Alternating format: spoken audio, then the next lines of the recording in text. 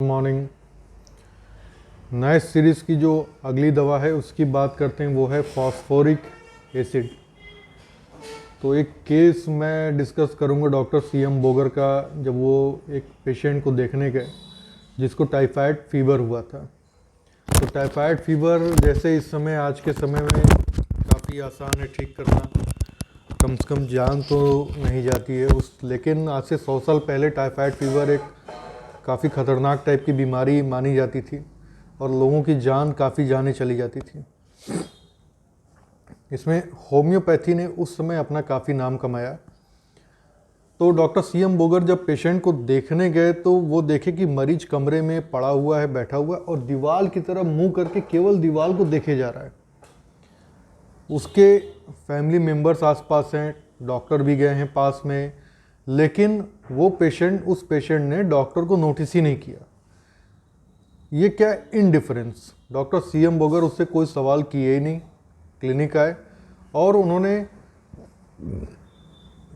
जो है phosphoric acid 200 के डोजेस दिए और मरीज पूरी तरह से ठीक हो गया। तो कहने का मतलब है इनडिफरेंस, इतना ज़्यादा वो इनडिफरेंस इसके अंदर स्टूपर वाली कंडीशन मौजूद रहती है। तो आइए थोड़ा डिटेल में देखते हैं डॉक्टर नैज जी क्या कहते हैं कि फॉस्फोरिक एसिड में जो पेशेंट रहता है वो ड्राउजी रहता है, एपथेटिक रहता है, unconscious of all surroundings, but can be aroused it to its full consciousness. उसके आसपास क्या हो रहा है इसके लेकर के वो पूरी तरह से अनकॉन्शियस रहता है, कोई भी चीज़ नोटिस नहीं करता है। लेकिन अगर आप जब उसको उठाएंगे तो वो मतलब कॉन्शियस में वापस आ जाएगा उस स्टूपर कंडीशन से, फिर जो आप पूछेंगे वो बताएगा, फिर उसी अनकॉन्शियस स्टेज में वापस पहुंच जाएगा। किसी को किसी चीज़ का दुख है या स्ट्रेस में आजकल सभी लोग रह रहे हैं, लेकिन वो लंबे समय तक और बहुत डीप सीटेड है, बाल सफ़ेद हो गए हैं, होपलेस हो जाता है फॉस्फोरिक एसिड।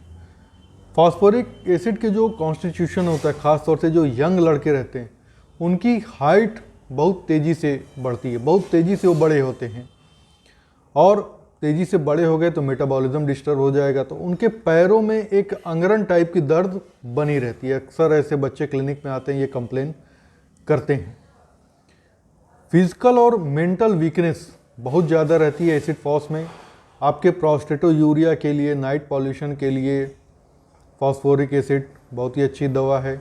उन लोगों के लिए, चाहे वो लड़की हो चाहे लड़के हों, जिन्होंने मास्टरबेशन, सेल्फ एब्यूज़ बहुत ज़्यादा किया, या शादी हो गई उसका क्वेश्चन बहुत ज़्यादा किया और कॉम्प्लिकेशंस आ गए या वीकनेस, सारी चीज़ें रही हैं।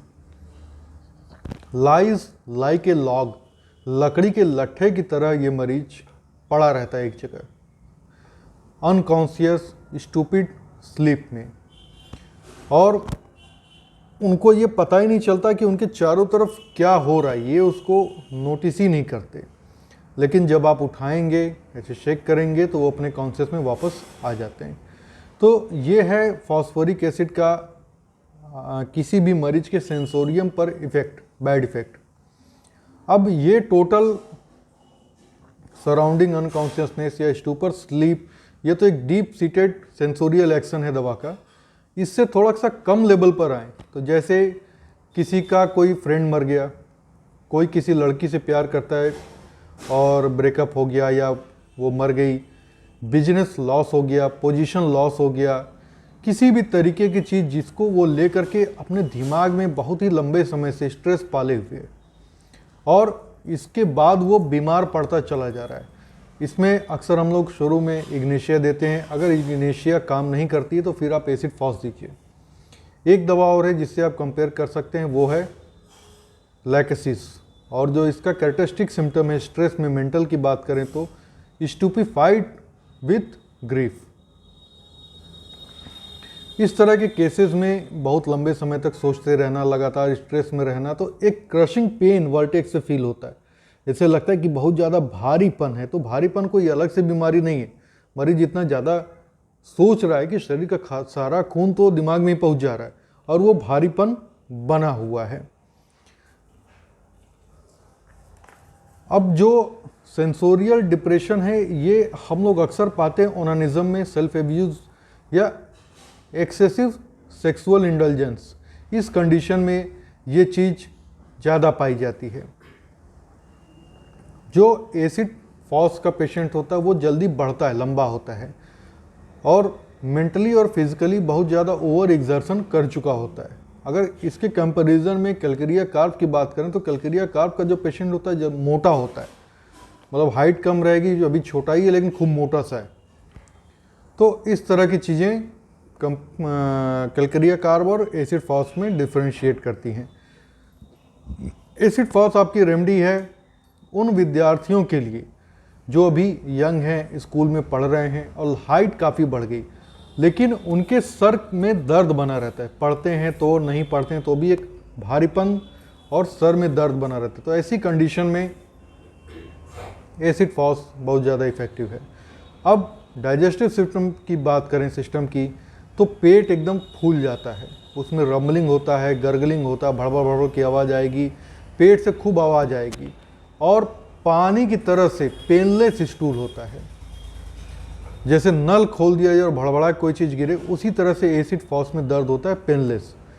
जो डायरिया होता है वो सफ़ेद रंग का होता है या पीले रंग का, एकदम पानी की तरह से, एक्यूट या क्रॉनिक दर्द नहीं होगा और कोई मार्क्ड डेबिलिटी या एग्जॉशन भी इसमें महसूस नहीं होता है। डायरिया की बात कर रहा हूँ मैं। फिर से एक बार डॉक्टर नैश ने सेंसोरियम की ही बात की है कि प्रोफाउंड वीकनेस रहता है, डिप्रेशन होता है सेंसोरियम लेवल पे या नर्वस सिस्टम पे, डायरिया रहे या न रहे। टाइफाइड में ये सिम्टम मार्क्ड होता है। एसिड फॉस के दो भी सिम्टम हैं, ज़्यादातर टाइफाइड में काफ़ी इफेक्टिव होते हैं सिलेक्शन में। तो ये जो डायरिया है ये टाइफाइड में मार्क्ड है। अगर पेनलेस अनएग्जॉस्टिंग डायरिया है तो आप एसिड फॉस दे सकते हैं। चाइना में भी डेबिलिटी होती है, लेकिन ये उसके बाद वाला फेज़ है कि खूब लैट्रिन हो गया, खूब मोशन हो गया, उसके बाद जो वीकनेस आती है उसके लिए आपका चाइना है। जो नौजवान लड़के रहते हैं जो सफ़र करते हैं बहुत ज़्यादा ऑर्गेज़म से, चाहे वो महिलाएं हों चाहे पुरुष हों, और सेक्सुअल इंडल्जेंस, मास्टरबेशन, हस्त मैथुन की प्रक्रिया उनके अंदर अगर बहुत ज़्यादा हिस्ट्री में मिलती है लेने पे। एक कंडीशन और है, ख़ास तौर से ये आदमियों में पाया जाता है, वीकनेस इन द चेस्ट, कमजोरी लगती सीने में जब वो बात करते हैं। इस कंडीशन में आपको स्टेनम मेट याद होगा जिसमें भी ये कमजोरी रहती है बहुत ज़्यादा।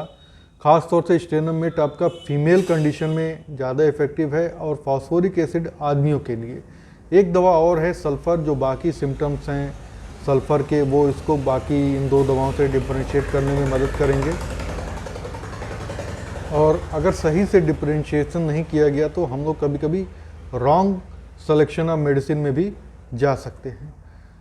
फॉस्फोरिक एसिड में आपका कफ भी है, एक्सपेक्टोरेशन भी होता है, और इसका जो एक्सपेक्टोरेशन है, जो कफ निकलता है ढेर सारा निकलता है, पुरुलेंट होता है, बदबूदार होता है और स्टर्नम के पीछे भारीपन या दर्द यहाँ पे मालूम देता है, एक हैवी फीलिंग होती है।